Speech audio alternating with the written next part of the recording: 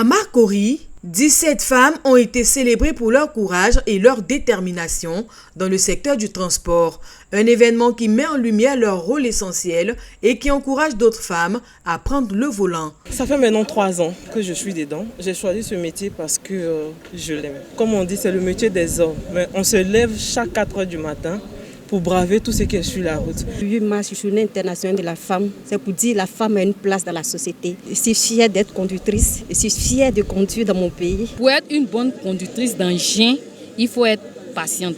Il faut travailler en toute sécurité aussi. Cette cérémonie est un pas de plus vers une grande égalité dans le secteur du transport. La coalition de l'Association des conducteurs professionnels de Côte d'Ivoire espère que ces exemples inspirants ouvriront la voie à de nombreuses autres femmes. Nous avons décidé de créer une coalition, nous avons décidé de fédérer toutes les organisations.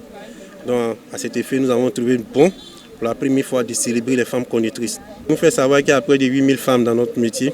Nous avons 37 seulement à notre actif.